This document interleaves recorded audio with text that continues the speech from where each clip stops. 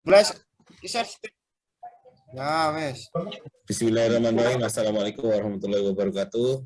Waalaikumsalam Terima kasih teman-teman profesi keinsinyur dari Kabupaten Probolinggo yang telah bergabung saat ini untuk berdiskusi tentang implementasi rambu pada kegiatan konstruksi.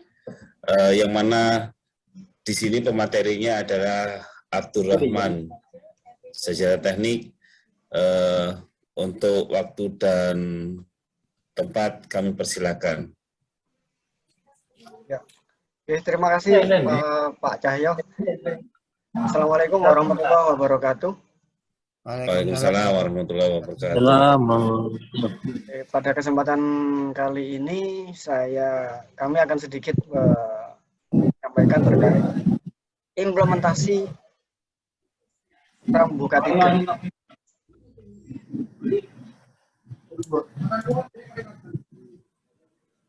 Sebentar Pak ya.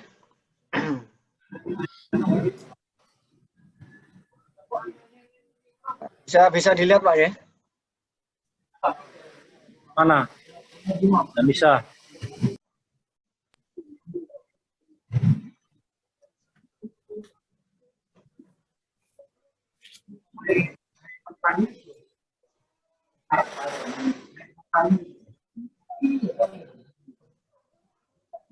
Oke, sudah bisa dilihat Bapak? Sudah. Langsung kita mulai aja ya. Ya.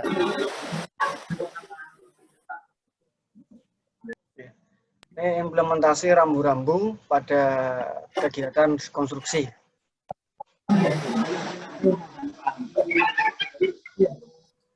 Ini.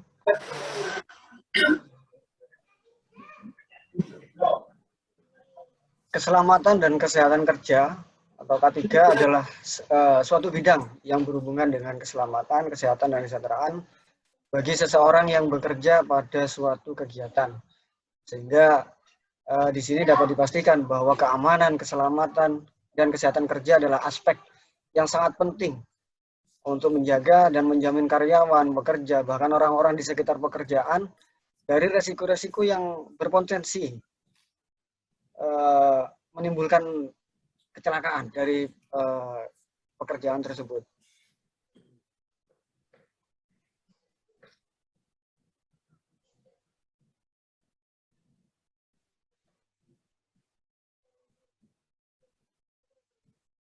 Kemudian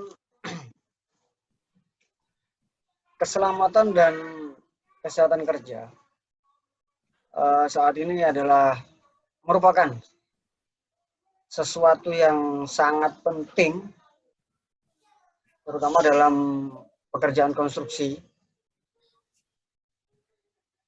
karena kegiatan konstruksi itu merupakan bagian terbesar, bahkan penyumbang terbesar angka kecelakaan, terutama di Indonesia dibandingkan dengan kecelakaan kerja di bidang industri lainnya. Hal ini karena kegiatan konstruksi itu memiliki karakteristik yang khas dan kompleks. Seperti apa karakteristik di kegiatan konstruksi? Yang pertama, ruang kerja yang terbuka. Ruang kerja yang terbuka banyak dipengaruhi oleh faktor cuaca. Kemudian yang kedua, jangka waktu yang terbatas, artinya ada jangka waktu pelaksanaan. Mulai dari awal kontrak sampai akhir kontrak, terutama pada saat di mana di situ terdapat titik kritis. Akhirnya sampai muncul namanya kontrak kritis. Kemudian hasil yang tidak berulang. Artinya produk pada suatu proyek itu hanya sekali. Bukan produk yang rutin fabrikasi yang dihasilkan oleh pabrik. Jadi itu adalah hasil dari di kegiatan konstruksi itu tidak bisa berulang. Kemudian di kegiatan konstruksi mempunyai tahapan-tahapan yang berbeda. tiap tahapannya itu berbeda. Mulai dengan pola awal yang sedikit, kemudian berkembang semakin banyak, menurun, dan akhirnya berhenti. Itu ditunjukkan dengan bobot progres. Kemudian di situ melibatkan banyak unsur dengan klasifikasi terhadap tenaga kerja, alat, dan material. Klasifikasinya itu bisa berupa SIO, SILO, MSDS, dan lain sebagainya. Nah, itu cukup kompleks di situ. Kemudian lahan atau lokasi proyek tertentu yang akhirnya mau tidak mau kita harus mendapatkan izin kerja atau rekomendasi terutama dari lingkungan di sekitar pekerjaan tersebut.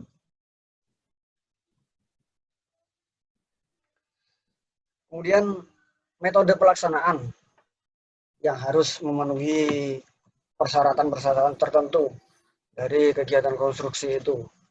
Dan itu pun metodenya meskipun dengan pekerjaan yang sama, itu metodenya juga dapat dipastikan bahwa metodenya akan berbeda karena menyesuaikan dengan KAK, spesifikasi, kondisi, dan lingkungan juga. Kemudian itu adalah beberapa daripada karakteristik kegiatan konstruksi, sehingga potensi dari kecelakaan kerja di situ itu di kegiatan konstruksi itu sangat banyak. Namun bagaimana untuk mengantisipasinya? Untuk mengantisipasinya, dari penyedia jasa itu harus mengidentifikasi dulu terhadap resiko yang bakal muncul di pekerjaan tersebut. Nah, jadi pada saat rapat persiapan pelaksanaan pekerjaan atau PCM, pre-construction meeting, penyedia jasa wajib membuat identifikasi K3 untuk diserahkan, dibahas, dan disetujui.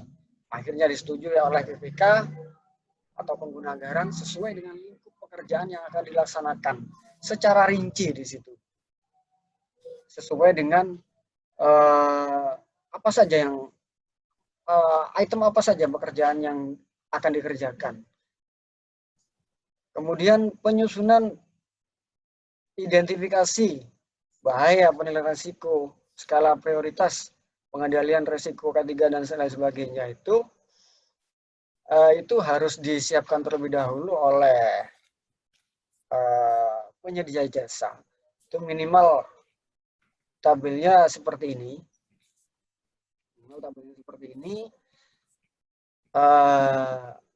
Sebenarnya ini sudah masuk di RKK biasanya dalam penawaran. Tapi di sini harus lebih kompleks lagi pada saat PCM.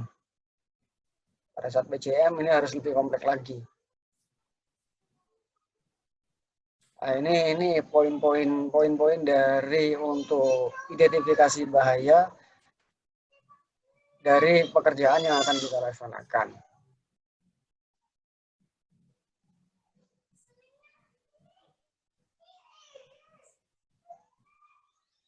Dan ini urut-urutan pengisiannya. Nomor 1 tadi nomor urut uraian pekerjaan, kemudian dilanjutkan dengan nomor urut pekerjaan, kemudian diisi dengan seluruh item pekerjaan yang mempunyai risiko K3 yang tertuang di dalam dokumen pelelangan. Ini yang masuk di dalam dokumen penawaran yang penyedia jasa tawarkan dalam dokumen lelang. Itu semua tanpa kecuali. Karena setiap item pekerjaan di situ pasti ada potensi terhadap kecelakaan kerja. Nah, itu kemudian dilanjutkan dengan pengisian identifikasinya, angka keparahan, angka kekerapan, angka keparahan. Angka kekerapan ini kemungkinan seringnya akan terjadinya kecelakaan tadi. Kemudian perhitungan tingkat resiko. Selanjutnya penetapan skala prioritas. Kemudian kolom 8 dapat diisi dengan pengendalian resiko. Nah, untuk pengendalian resiko ini harus memenuhi hierarki pengendalian risiko mulai dari eliminasi, substitusi, rekayasa administrasi, dan APD. Kemudian diisi oleh penanggung jawab nama petugas dari pengendali risiko K3 tadi. Itu bisa minimal adalah petugas K3. Minimal adalah petugas K3 yang sudah dicantumkan namanya dalam dokumen penawaran oleh penyedia jasa. Nah, rambu-rambu K3. Rambu-rambu K3 ini merupakan salah satu media untuk menginformasikan potensi bahaya dari aktivitas di suatu area, sehingga dengan adanya rambu K3, setiap orang atau pekerja dapat mengantisipasi secara mandiri sedini mungkin setiap potensi bahaya yang akan muncul di lingkungan kerja terutama. Dan pemasangan rambu K3 ini merupakan salah satu kewajiban yang harus dipenuhi oleh pengurus perusahaan dalam rangka penjaminan keselamatan dan kesehatan semua pihak yang berada di area perusahaan atau area pekerjaan. Terutama di sini adalah para karyawan dan pekerja. Nah, kemudian pengendalian resiko K3. Pemasangan rambu, kalau secara administratif sebenarnya masuk dalam pengendalian resiko K3, seperti yang tadi ditampilkan di tabel. Nah, sebenarnya pengendalian rambu K3 ini masuk di pengendalian resiko K3. Tapi untuk beberapa instansi itu juga ada yang namanya pekerjaan manajemen keselamatan lalu lintas, dan di situ berisi rambu-rambu di dalamnya. Dan itu juga tidak menutup kemungkinan bahwa rambu-rambu K3 yang sudah kita pasang itu juga bisa saja menimbulkan resiko. Bisa juga menimbulkan memunculkan potensi kecelakaan kerja. Nah, nih rambu-rambu K3. Rambu-rambu K3 itu memiliki dasar hukum yang paling sering dan sebenarnya banyak dasar hukum dari K3 ini. Cuma secara garis besar dari awal itu sejarahnya itu Undang-Undang Nomor 1 Tahun 1970. Dan rambu-rambu K3 ini wajib untuk diadakan pengadaannya di setiap area pekerjaan. Di pasal 13 tercantum, barang siapa akan memasuki suatu tempat kerja diwajibkan mentaati semua petunjuk keselamatan kerja dan memakai alat-alat perlindungan diri yang diwajibkan. Kemudian 14B, memasang dalam tempat kerja yang dipimpinnya semua gambar keselamatan kerja yang diwajibkan dan semua bahan pembinaan lainnya pada tempat-tempat yang mudah dilihat, mudah terbaca menurut petunjuk pegawai pengawas atau ahli keselamatan kerja. Kemudian, ini tadi kami sampaikan di beberapa pekerjaan itu terdapat item pekerjaan manajemen keselamatan lalu lintas yang sebenarnya secara umum di dalamnya ini terdapat untuk pemasangan rambu-rambu. Nah, di sini untuk pekerjaan manajemen keselamatan lalu lintas ini itu juga meskipun tidak signifikan, tapi juga bisa menimbulkan dampak. Menimbulkan dampak biasanya jika rambu-rambu tidak terpasang, akhirnya banyak orang yang tidak berkepentingan masuk begitu saja di area pekerjaan, terutama yang paling sering kita jumpa itu di pekerjaan jalan.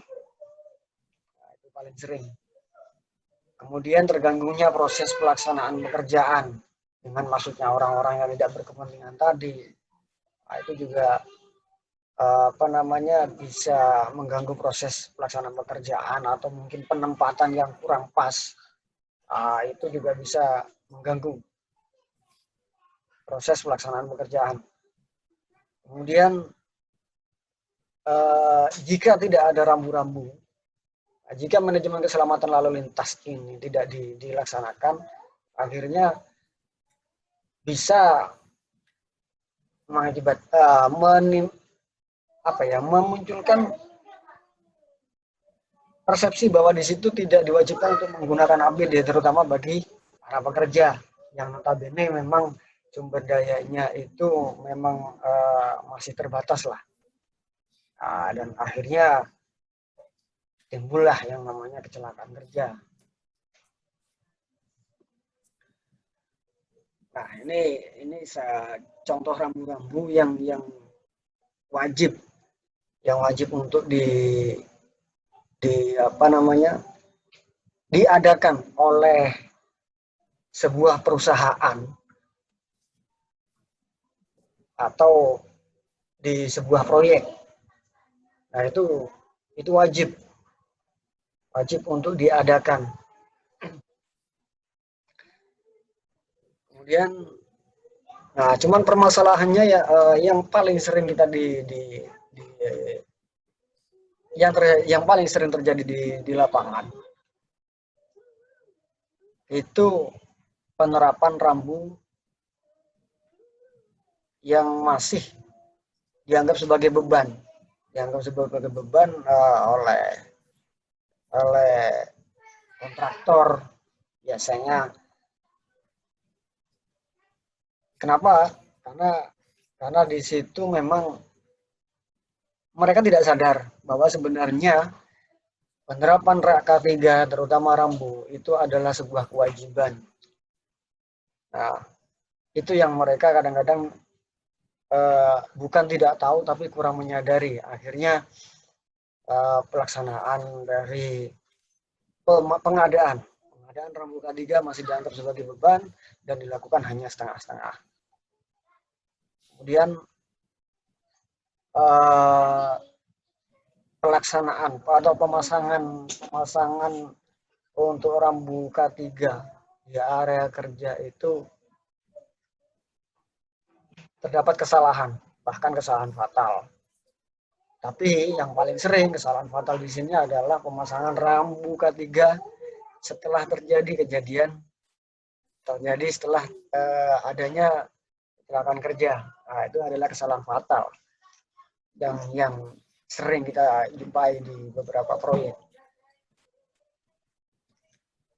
Kemudian yang paling sering penerapan rambu K3 di lapangan itu baru dilaksanakan atau dilaksanakan secara sungguh-sungguh dengan memperhatikan kualitas dan kualitasnya saat akan menghadapi audit atau setelah ada peringatan, baik itu dari instansi terkait atau pemerintah setempat atau bahkan LSM atau orang yang tidak punya kepentingan sebenarnya di sana. Itu baru diterapkan yang namanya rambu K3 oleh kebanyakan kontraktor, terutama kontraktor-kontraktor di daerah. Jadi penerapan Pramuka 3 di lapangan ini memang masih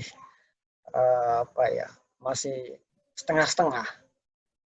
Jadi mereka menganggap bahasanya itu seolah-olah sunnah, padahal itu adalah wajib dan itu sudah ada peraturannya. Nah, itu kadang-kadang yang kurang disadari oleh penyedia jasa. Nah, ini ada contoh-contoh yang terpaksa, yang setengah-setengah, pemasangan yang setengah-setengah. Yang mungkin satu yang mungkin bisa saya jelaskan di sini supaya tidak terlalu panjang.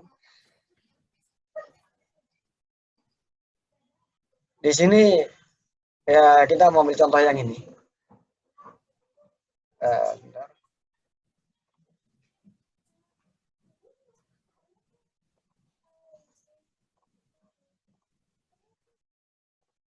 Nah, pemasangan rambu-rambu ini kurang tepat. Kurang tepatnya itu di sini paling tidak di sini itu warna dasarnya itu minimal harus warna kuning. Karena apa? Di situ ada juga sebagai pemberian informasi dan juga sebagai peringatan. Jadi paling tidak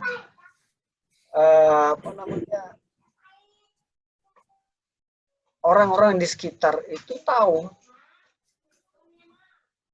bahwa itu bukan hanya cuma sekedar disampaikan, tapi juga sebagai peringatan. Nah, itu. Kemudian, ini salah satu contoh pemasangan rambu atau safety sign yang kurang tepat.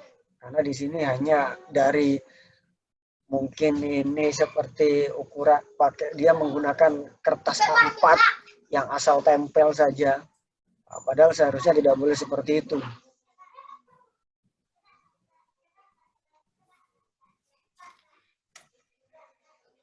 Kemudian, nah ini adalah untuk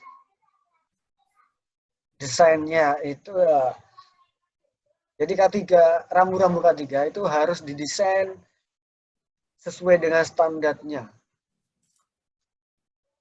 Kenapa kok akhirnya rambu K3 itu bisa menimbulkan potensi? Nah, itu karena ini tadi desain tidak sesuai dengan standar, rambu tidak jelas, tidak sesuai dengan kalkulasi beda ya. Pemasangan rambu juga kurang tepat, tidak terbaca, tidak tahan lama dan cepat rusak seperti tadi contohnya itu dari kertas, lembar kertas saja. Lokasi dan jarak pemasangan yang kurang tepat, terlalu mepet dengan lokasi pekerjaan. Kemudian informasi yang disampaikan juga tidak lengkap, hanya menunjukkan simbol. Nah, itu juga bisa menimbulkan potensi. Kemudian,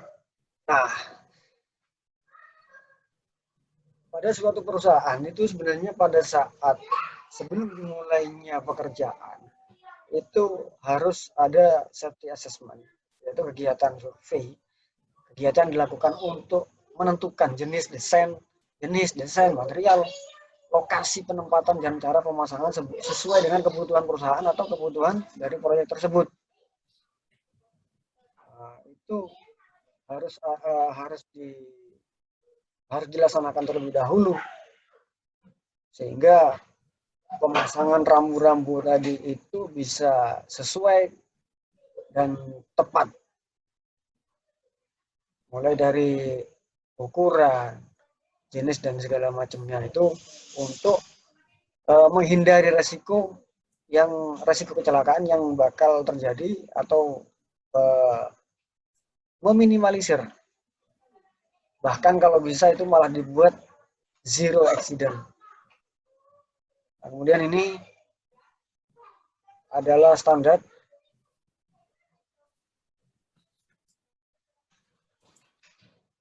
standar untuk rambu-rambu K3.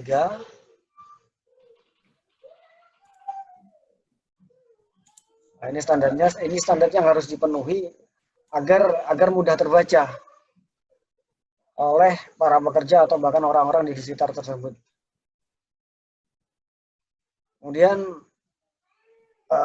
jika memang terutama untuk pekerjaan di jalan, untuk pekerjaan jalan itu karena memang arealnya cukup panjang, jadi harus dibuatkan sebuah pola arus lalu lintas dengan tetap memperhatikan rambu-rambu dan lain sebagainya itu agar supaya pengguna jalan yang lain juga pekerjaan tetap dapat berjalan sebagaimana mestinya. Nah, itu penerapan rambu-rambu K3-nya juga harus tepat. Nah, mungkin itu sebagian yang bisa kami sampaikan dari teman-teman. Barangkali ada masukan atau mungkin pertanyaan, dipersilahkan. Terima kasih dari Pak Rahman sudah mempresentasikan implementasi rambu pada kegiatan konstruksi dengan cukup baik. Mungkin kita buka aja sharing diskusi ya, nggak usah tanya, kita secara langsung tanya jawab aja. Untuk pertama kita kasih kesempatan kepada Pak Hendri dan Pak Roni untuk apa yang harus ditambahkan dan ditanyakan kepada Saudara Rahman. Waktu dan tempat kami persilakan. Terima kasih Bapak Moderator. Selamat malam Bapak Rahman. Selamat malam Pak Roni. Pak Roni, Pak G. Assalamualaikum. Salam sehat. Waalaikumsalam warahmatullahi wabarakatuh. Mohon maaf, ini sedang di luar, kondisi lagi hujan. Ini Pak Rahman, saya mau menanyakan, siapakah yang melakukan safety assessment tersebut? Itu mungkin pertanyaan saya, Pak Rahman. Oke. Jadi begini, teman-teman, untuk safety assessment ini itu sebenarnya wajib dilakukan, harus dilakukan oleh orang-orang yang berkompeten, terutama orang-orang yang memiliki sertifikat di dalamnya, dan itu bisa dilakukan mandiri. Dalam hal ini dilaksanakan oleh pihak penyedia jasa, dalam hal ini kontraktor, karena kan memang di awal pelelangan dia kan juga harus menyertakan petugas K3, minimal petugas K3 untuk pekerjaan skala kecil. Nah, itu sebagai bisa sebagai asesmen, dengan catatan petugas K3 ini harus memiliki sertifikat dalam bidang K3. Sementara untuk pekerjaan yang lebih besar itu harus mempunyai ahli K3 khusus. Nah, kemudian untuk pekerjaan yang skalanya bahkan lebih besar lagi, itu ada audit, harus disertai dengan audit SMK 3. Nah, itu dilakukan oleh lembaga sertifikasi yang sudah direkomendasi oleh asosiasi Kementerian Tenaga Kerja. Jadi mungkin itu Pak Roni yang perlu diketahui. Intinya harus memiliki sertifikat. Jadi seperti itu. Ada yang lain mungkin? Sebentar. Bagaimana Pak Roni?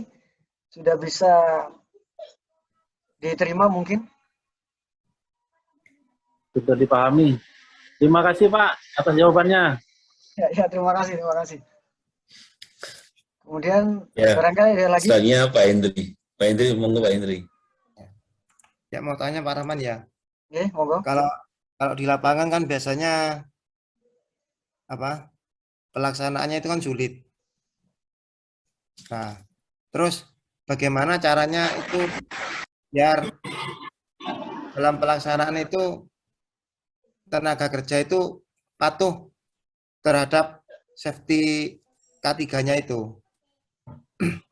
Terus juga masukannya, kita perlu sosialisasi juga. Biasanya kan kalau di daerah-daerah itu waktu pelaksanaan pekerjaan itu menurut saya sosialisasi K3 itu kurang. Maksudnya waktu pekerjaan, waktu di lapangannya itu kurang sosialisasinya. Ya. Apa tidak diagendakan gitu. Kalau bisa awal-awal sebelum pelaksanaan atau waktu mulai awal pekerjaan itu diadakan sosialisasi K3 terhadap pekerja di lapangan. Itu aja. Oh, oke. Terima kasih. Yang ya. Oke. Gimana Pak ini? Enggak, jadi gini Pak Rahman, Ya. dalam pelaksanaan K3 ini tidak semua masyarakat tahu dan paham tentang rambu-rambu tersebut. Alangkah baiknya menurut Pak Hendri itu di awal pekerjaan ada semacam sosialisasi kepada masyarakat sekitar untuk rambu-rambu itu patuh dan ditaati oleh masyarakat sekitar sehingga kecelakaan kerja seminimal mungkin terjadi, dan syukur-syukur kalau tidak ada kecelakaan sama sekali seperti itu ya Pak Hendri ya. Ya, gitu. Monggo Pak Rahman ditanggapi masukannya atau bagaimana? Oke, terima kasih. Pelaksanaan atau pemasangan atau pengadaan rambu K3 ini terutama itu hal mutlak, hal wajib yang harus dilaksanakan, harus diadakan oleh penyedia jasa, dan itu pengadaannya itu harus sesuai dengan standarnya. Ada standar yang mengatur mulai dari warna dasar, warna kontrasnya, ukurannya, itu sudah ada rekomendasinya. Ya, sudah ada aturan-aturannya, sudah ada standarnya, dan itu harus dipatuhi, dan itu harus dilaksanakan. Mas. Lanjutkan yang tadi, Man. Oke, kita lanjut, maaf ya, barusan. Ya. Oke, jadi gini, untuk pengadaan pemasangan terutama rambu K3 ini itu merupakan hal yang mutlak wajib untuk dilaksanakan oleh setiap perusahaan, di mana di situ dia mempekerjakan beberapa pekerjaan, ratusan pekerjaan, puluhan bahkan sampai ratusan pekerjaan di suatu area. Terutama di sini adalah pekerjaan konstruksi. Di situ dari di Undang-Undang Nomor 1 Tahun 1970 itu di situ sudah dijelaskan sebenarnya bahwa itu adalah hal wajib yang harus dipenuhi oleh penyedia jasa. Ya, meskipun mungkin penerapannya di lapangan itu ada, cuman banyak yang tidak sesuai, banyak yang kurang sesuai dengan standarnya. Akhirnya apa? Akhirnya orang-orang yang berkaitan dengan pekerjaan tersebut, baik itu karyawan atau pekerja, akhirnya tidak tahu, kurang paham, karena dalam pembuatannya sendiri juga tidak memenuhi. Nah, makanya di situ itu untuk pembuatan rambu-rambu itu harus sesuai dengan standarnya, dan itu sudah ada standarnya. Mulai dari warna dasar, warna kontras, ukuran dan lain sebagainya, itu sudah ada standar-standarnya. Jadi seperti itu. Kemudian untuk Mau tanya Pak, gimana? kira-kira kalau tidak sesuai itu ada sanksi enggak? Wah, itu urusannya sama etika, Pak. Oh, Kecuali kalau misalnya kan, jadi gini, itu kaitannya sama etika, tapi sebenarnya eh, perusahaan itu harus mempunyai sertifikat K3 yang dikeluarkan oleh Kementerian Tenaga Kerja. Itu sebenarnya harus punya, dan itu dilaksanakan auditnya itu dilaksanakan oleh lembaga yang bersertifikat, lembaga sertifikasi untuk K3 yang sudah direkomendasi oleh oleh Kemenaker. Nah, jadi itu sebenarnya dasarnya yang harus. Cuman memang dilemanya di lapangan memang untuk pelaksanaan pengadaan rambu K3 ini terutama itu memang jarang. terutama untuk proyek kecil-kecil, Pak ya. Nah, tapi paling tidak, jadi begini, paling tidak itu. Ini yang paling sering, terutama di lapangan, di proyek-proyek kecil lah. Proyek-proyek kecil itu tadi kita sampaikan, kalau misalnya tidak ada yang namanya rambu-rambu, atau tidak ada safety sign, atau informasi di situ, itu nanti akhirnya muncullah orang-orang yang tidak berkepentingan. Akhirnya apa? Perusahaan yang jadi inceran sama mereka. Berarti sanksinya berupa itu, Pak ya? Bisa ya? Itu adalah salah satu sanksi moral sebenarnya itu, Pak Hendri. Nah, Iya. ini kembali lagi Pak ya, kembali lagi ke rambu-rambu tadi. Bagaimana supaya rambu-rambu itu bisa dimengerti, karena memang orang di luar pekerjaan atau bahkan pekerjanya sendiri itu tidak kurang paham. Alangkah baiknya itu untuk pemasangan rambu-rambu tidak hanya berupa simbol, tapi juga di situ ada tulisan yang menjelaskan secara singkat. Ya, ya betul Pak, setuju. Jadi Soalnya masyarakat awam kadang-kadang tidak mengerti masalah rambu. Kalau ditulis, nah jadi pasti ngerti. Jadi tidak hanya simbol saja, yaitu tadi. Itu kemudian kembali lagi, jadi itu memang sudah menjadi kewajiban. Jadi memang harus sekecil apapun, karena kembali lagi kalau misalnya itu tidak dilaksanakan oleh perusahaan atau sebuah pekerjaan di proyek, itu nantinya sanksi moralnya tadi itu Pak, ada yang tidak nyuwun sewu, ada yang tidak kulon nuwun, tahu-tahu masuk dan bikin viral. Nah, sekarang kan lagi musim seperti itu ya Pak. Nah, ya. Itu satu sanksi moral Pak. Gimana Pak Hendri, sudah Ya, sudah cukup terjawabkan atau masih ada yang kurang mungkin? Sudah cukup Pak Rahman. Mungkin ada pertanyaan lagi Pak Roni. Cukup Pak, maaf nggak dengar. Ini hujan deras. Oke, nggak apa-apa. Lanjut. Ini sudah. Kalau moderator boleh tanya ya? Oh boleh. Dalam proses pengadaan barang jasa, proses pengadaan konstruksi ini kan prosesnya mulai awal dari akhir kan mulai perencanaan dan ditetapkan oleh sampai pemenang gitu kan ya. Setelah ada pemenang pekerjaan konstruksi itu kan awalnya kan berarti review dokumen pemilihan, terus keluar FPBC, terus pre-construction meeting, penyerahan lokasi, dan baru pelaksanaan pekerjaan konstruksi. Ya. Oke, Pak Rahman. Ya.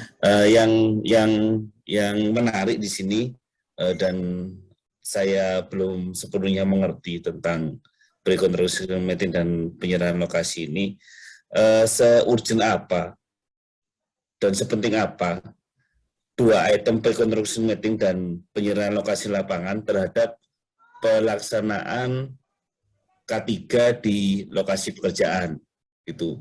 Apakah ada semacam hubungan ketika construction meeting ini dilakukan dengan benar, pekerjaan ketiganya seperti ini, atau penyerahan lokasinya dilakukan dengan secara detail, akhirnya seperti itu. Apakah ada hierarki hubungan antara pekerjaan construction meeting dan penyerahan lokasi lapangan dengan pelaksanaan K3 di saat pekerjaan konstruksi gitu? Oh, oke. Saya akan coba jawab, Pak G. Jadi pada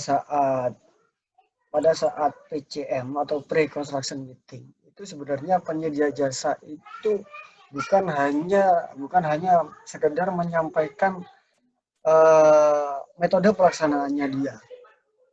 Jadi banyak yang harus disampaikan sama dia terkait prosesnya mulai dari A sampai Z, yang dimana di situ itu akan memberikan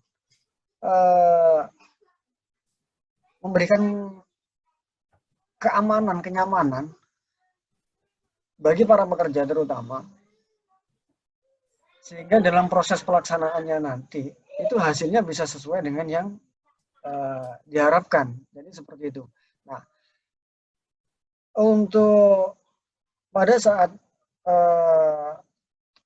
pre-construction meeting itu pihak penyedia itu sebenarnya bukan hanya tadi itu metode pelaksanaan atau rencana mutu kontrak yang biasa kita sebut itu rencana mutu kontrak. Di situ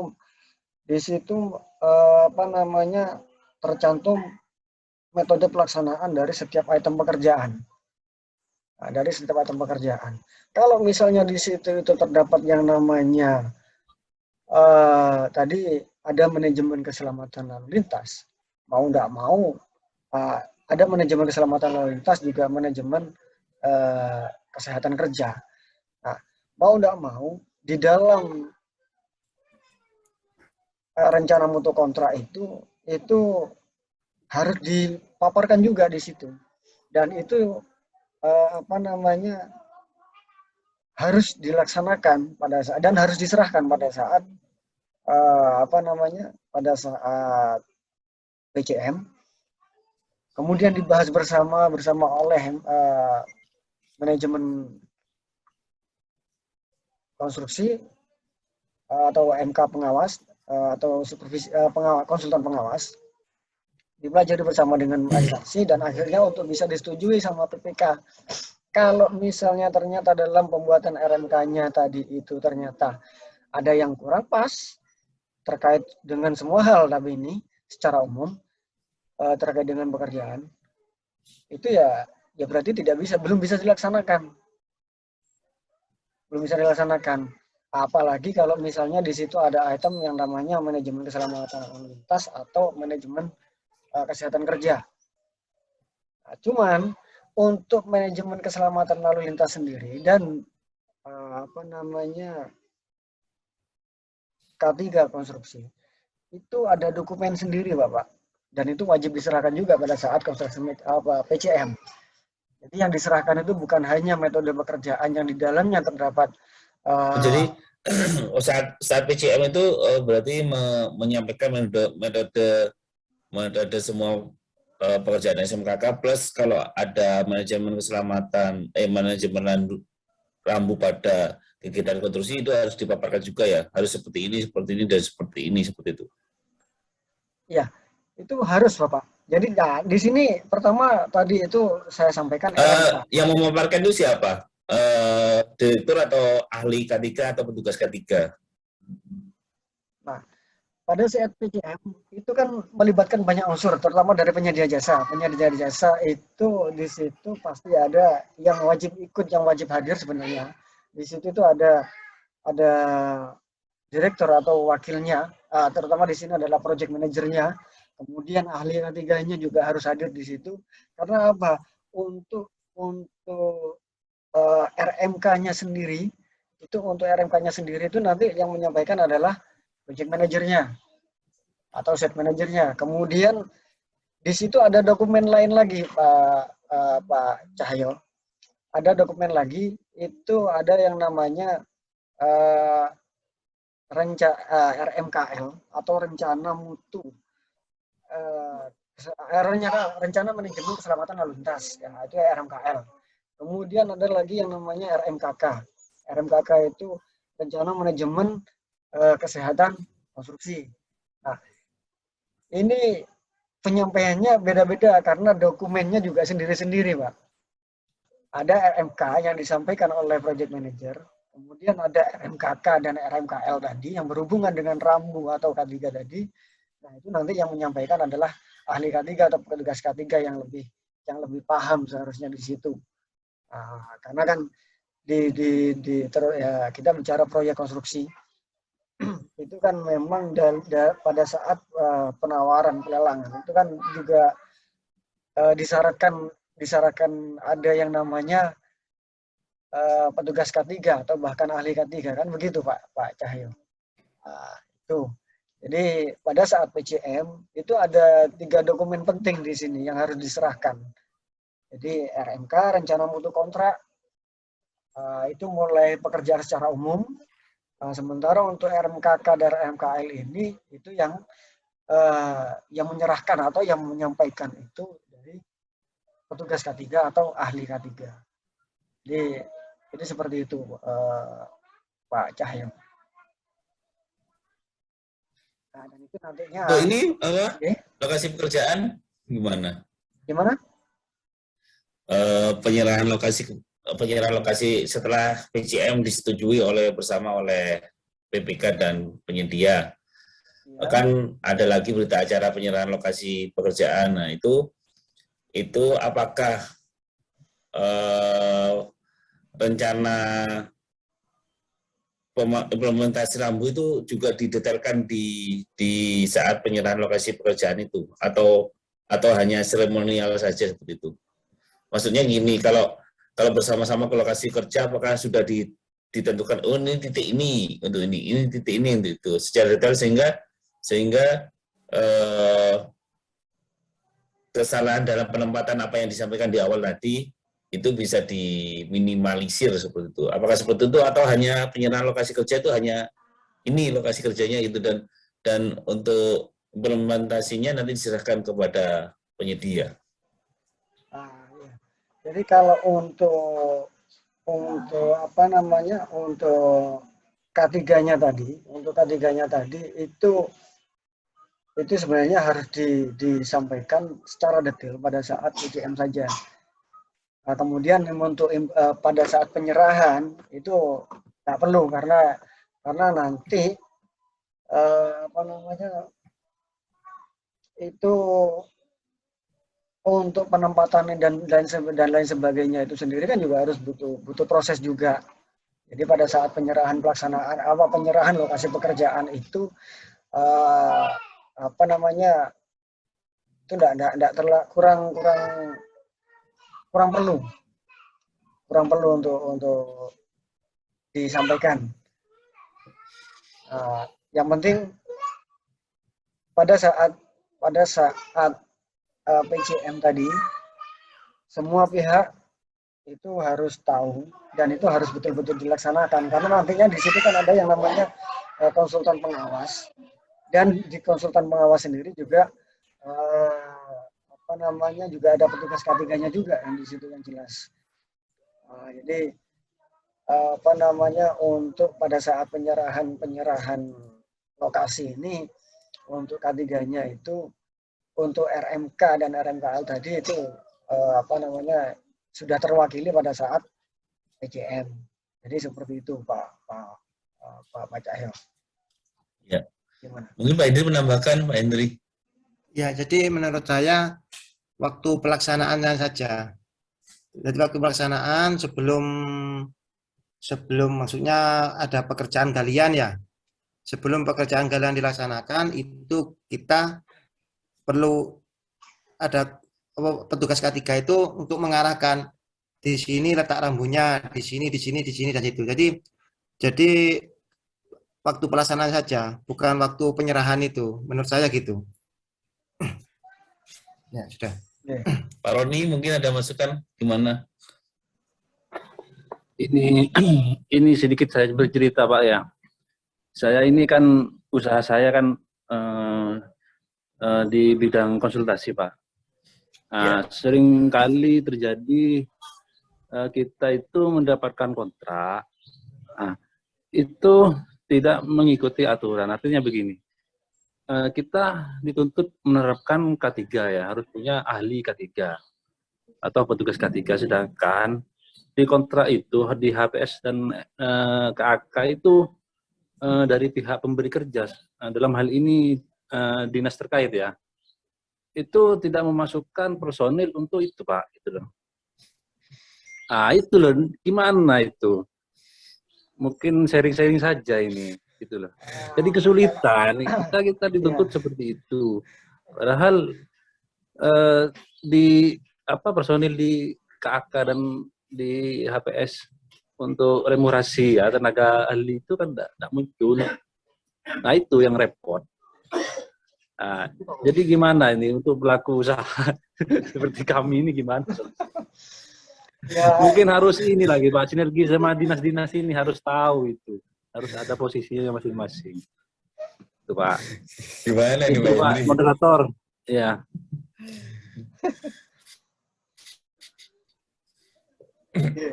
Harusnya kalau menurut saya nih, karena ini karena ini K3 ini merupakan suatu hal yang sangat urgent dan penting untuk pelaksanaan konstruksi. Dalam proses perencanaan, pelaksanaan itu harus ada stakeholder-nya. Maksudnya stakeholder-nya itu petugasnya kalau di konstruksi kecil atau ahli ketika di konsultan atau menengah dan besar. Dan tidak hanya petugas saja, fasilitas yang mendukung seperti biaya dan lain sebagainya sudah diperkirakan dari awal, dari proses perencanaan itu bagaimana.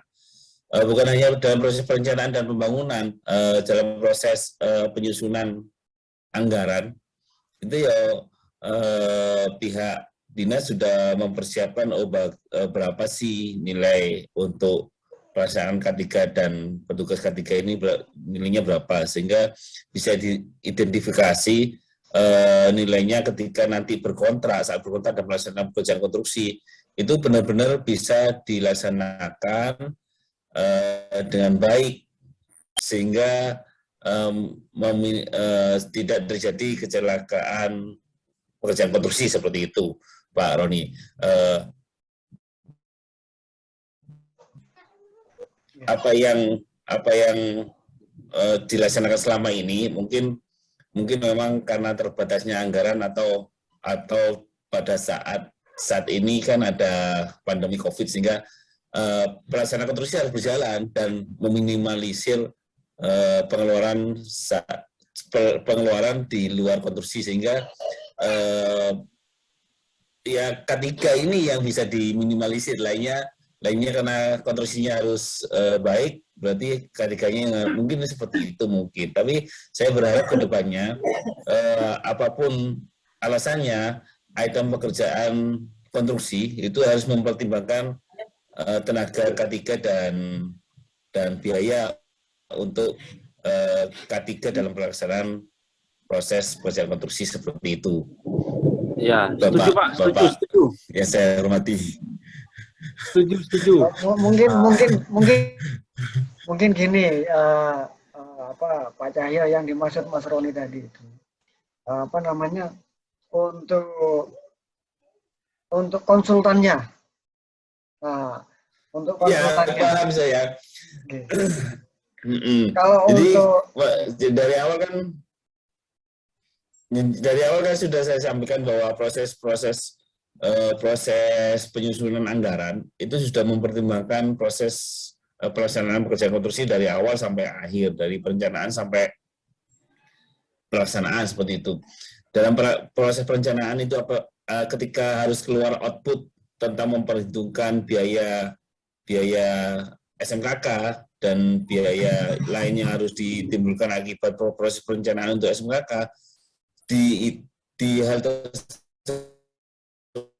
tersebut, di item tersebut harus dimunculkan juga tenaga dan biaya untuk membayar tenaga ahli yang untuk merencanakan tersebut, gitu kira-kira gitu. Ya, Monggo Pak Hendri. tanyakan. Sekarang kan selama ini saya kan kerja di BU ya. Setahu saya selama ini yang mempunyai sertifikat K3 itu konsultan sama rekanan. Nah, Ya. dinas itu kok nggak ada. Kalau dinas tidak ada atau sertifikat atau keahlian, kan dalam pelaksanaannya kita kan sebagai pengawas atau monitoring. Kalau kita tidak ada sertifikat kan kita tidak mengerti itu betul apa enggak. Bisa saja kita dibohongi sama konsultan atau sama rekanan. Oh, itu sudah betul gitu.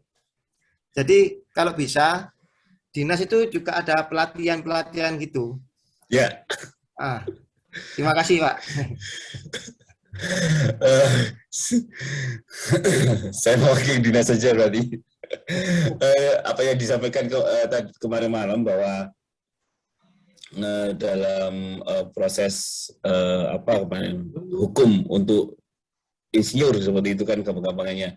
Dalam proses itu pertama kali yang di proses sempurna itu ya pemerintah atau pemerintah dalam hal ini pengguna jasa. Dalam ini pengguna jasa berarti kalau di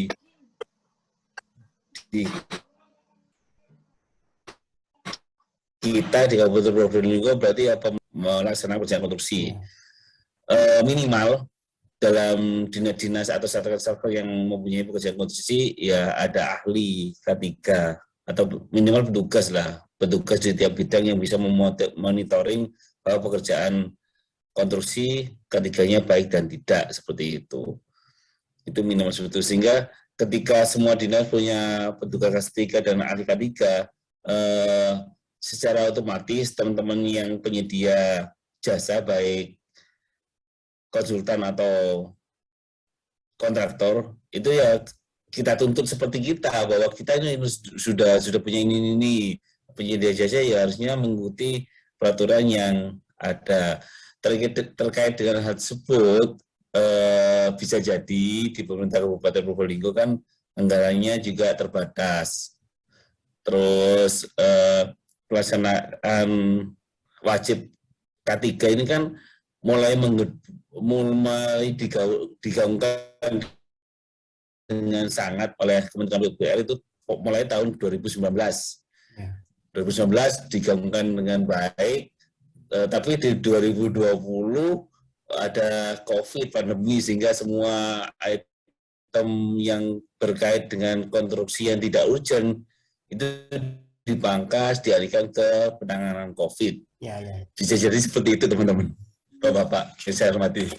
Saya berharap ke depannya untuk sertifikasi dan lain sebagainya untuk K3 itu ya bermulai dari pemilik kerja dulu, harus paham betul baru penyedia yang akan di training harus bagaimana seperti itu. Mungkin seperti itu. Mohon maaf jika ada salah kata. Terima kasih Pak. Terus mau ke Pak Rahman lagi. Ya boleh. Di presentasinya kan ada manajemen keselamatan lalu lintas. Ini kan menurut ASP Bina Marga. Terus ada lagi sistem manajemen keselamatan konstruksi. Apa bedanya ini Pak ya? Antara sistem manajemen keselamatan konstruksi sama dengan yang ini, manajemen keselamatan lalu lintas. Soalnya ini baru keluar, ada spek khusus untuk yang 2022, gara-gara Undang-Undang Nomor 1 Tahun 2022 itu ada spek khusus tentang sistem manajemen keselamatan konstruksi itu tadi berdiri sendiri, gitu Pak. Bisa enggak? Mohon. Saya kok belum buka ya. Nah, cuman mungkin saya sedikit Pak, saya share Pak ya. Saya share ya. Oh ya. Boleh. Boleh. Coba host. Host saya pindah ya. Ya.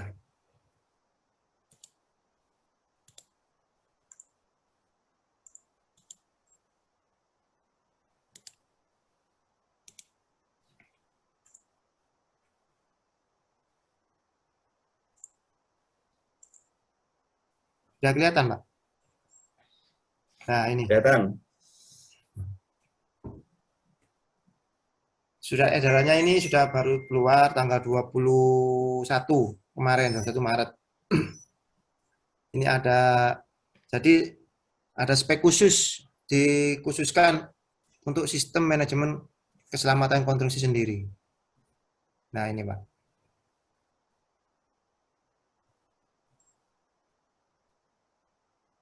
Jadi di divisi yang tadi ini kira-kira masih berlaku apa enggak ya?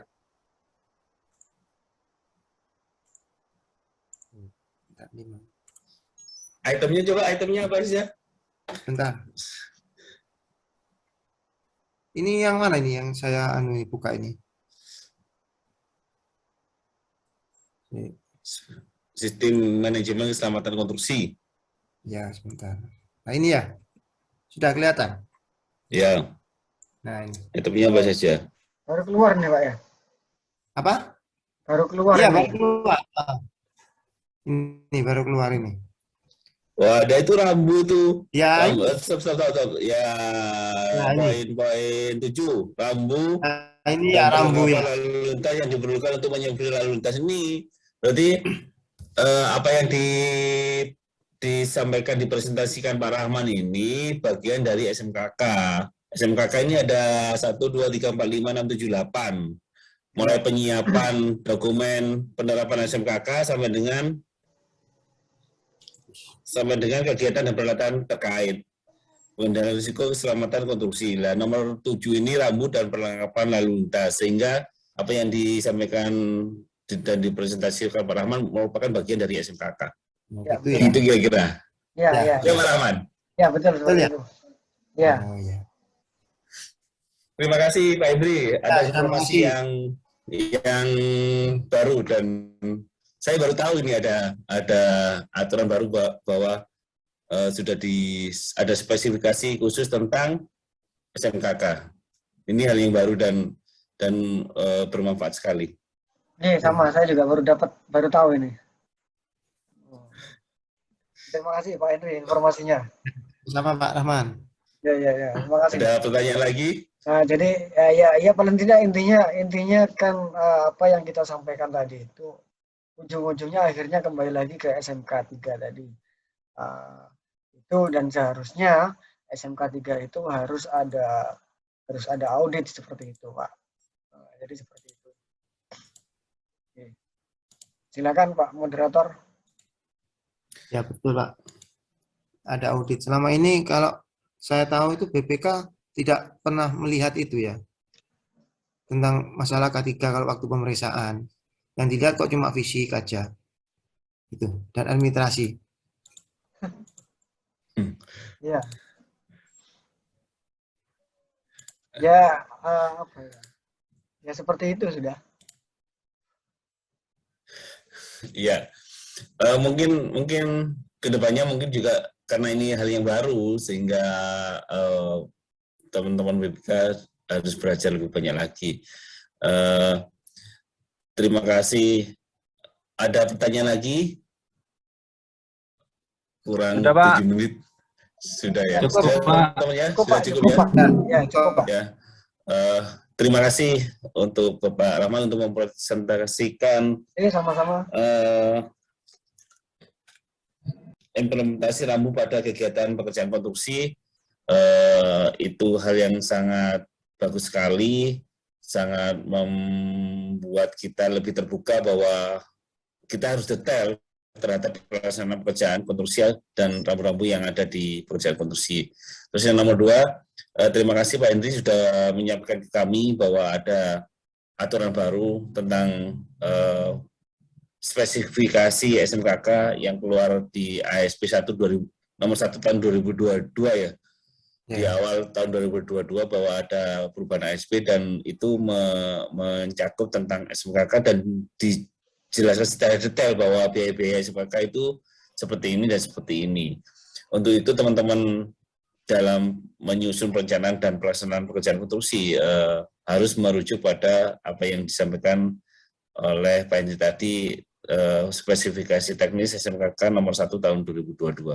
Seperti itu teman-teman semuanya. Kalau tidak ada pertanyaan, saya akhiri. Apakah ada pertanyaan lagi? Sudah cukup, Pak. Sudah, Pak. Cukup ya, saya kira sudah. Ini sudah cukup malam sekali, jam 10, waktunya tidur.